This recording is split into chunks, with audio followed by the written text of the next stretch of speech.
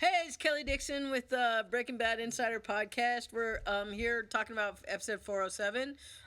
Here with co-executive producer Melissa Bernstein. Hello. Betsy Brandt. Hi. Director Peter Gould. Hey. And writer Peter Gould. And writer Peter Gould. Executive producer Vince Gilligan. Hello. Dean Norris. Hello. And Michelle McLaren. Executive producer Michelle McLaren. Hello. Thanks, everybody, for coming this afternoon. Thank you. Thanks for having us, Kelly. Okay, so I just want to go into, obviously, this big scene with the car, but the stories that I heard were that, yes, you had a real car, but what was done to that car before you were shooting the donuts and then after when you had to blow the car up? Oh well, this was a really involved sequence for a lot of reasons. This was we ended up taking probably a studio movie would have shot this for a couple of weeks, and we did this in a day. We had a lot of there are actually three challengers in the sequence. There's one which is more or less was a Hulk that I guess was bought and painted to look like the other two, and that was the one that we blew up, and that was the only one that we could have fire anywhere near. Can I tell you, it was not a Hulk. They brought they bought a brand new Challenger because they could not find a water damaged one.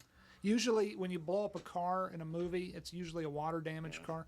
They donate those to the military now. Yeah, they donated to the military. We bought a new car. Well, with this car we blew up, unfortunately, it was a brand new, right off the showroom floor car, I and blocked then. this out. Yeah, I know. Well, I know it sounds wasteful, but what our wonderful Teamsters did,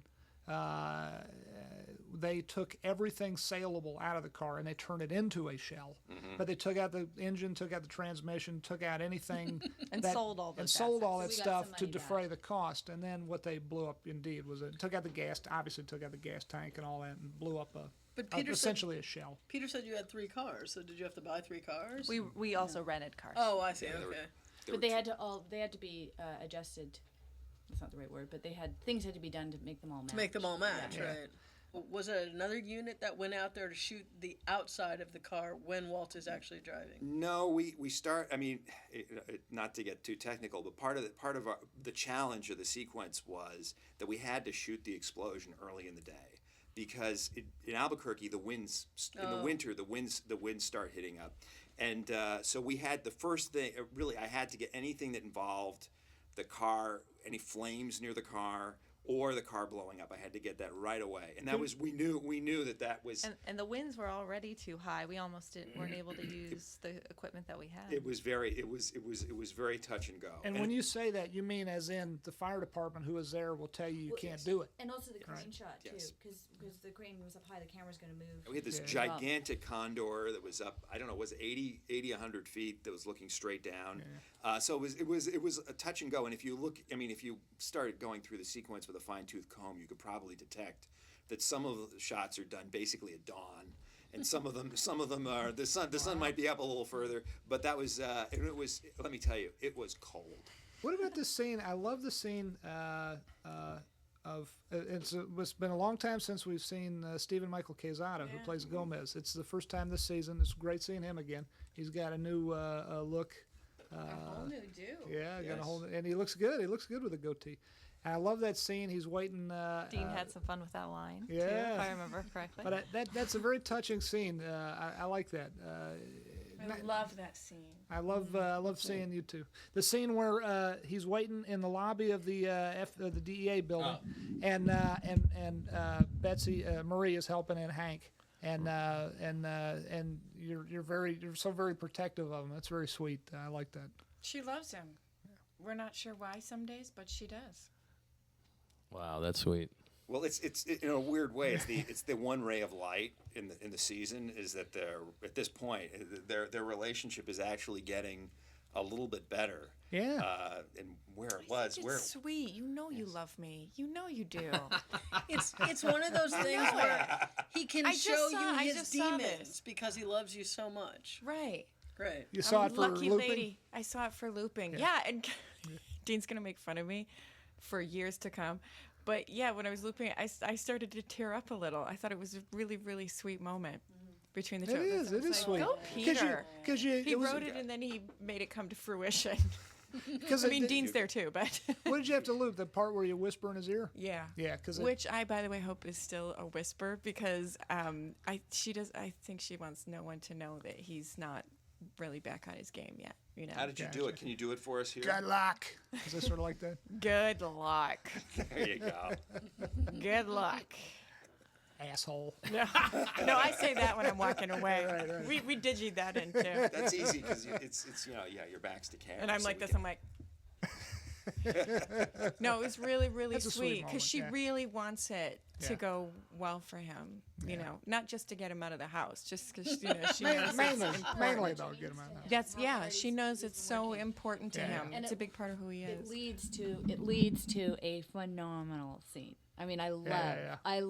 Yeah, the way you lay let's that hear out. it. the way that Yeah. that was even just written out and stuff, Peter, and it's just so much fun to see Hank back on it and just all excited and I can't wait you to know, see that. yeah, it's really and it's so funny because you have to watch and listen closely because he just makes all these deductions and it's just masterful. Both of you did such a masterful job.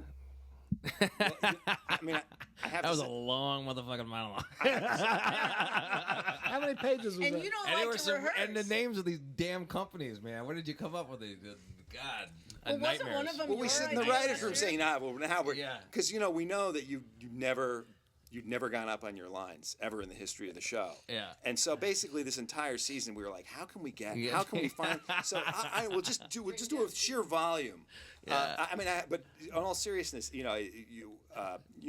we figure out the story, and then you write it. And I realized as I was putting my directing hat on, my episode, which has all this, cars blowing up and video games, it ends basically a 5-page monologue Yeah. with a guy One place. sitting who can't move. Right.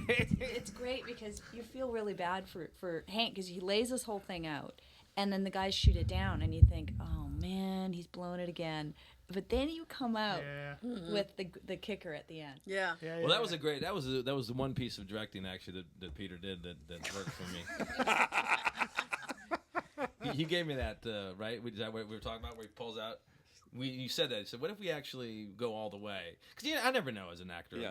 That's I would never want to be a director. I like people telling me what to do. And right? Is that what we're talking about? Where Yeah. he pulls it out at the end. Yeah. And that was Pull it that out. was You his. put, I whipped it out put at the one end. folder away. I'm going to Yeah. ignore that. Put one folder away, and then you pull out Pull it your out because I killer- wasn't your sure if that killer would have been evidence. too much, but I wasn't sure if that was too. But that was his direction. The ending is fantastic. his It's the direction. Columbo moment. It's just Right, right. it's just like, oh snap! Oh man! Oh yeah! Suck on this, DEA. All right. Well, thanks you guys for giving up your Sunday and coming in and talking to us about Glad to be here. episode number 407, titled "Problem Dog," directed and written by Peter Gould. WG dog. No. Dog. No. Problem Dog. Is it too late to change that? No. Everything's negotiable, Everything's negotiable. right? It's true. So thank you, Talk to us Melissa, Betsy, Peter, Michelle, Dean, Vince. Thank you. Thanks, Callie. Thanks, Yeah. Kelly. Kelly. All right, everybody, go break bad. See you next Yay. week.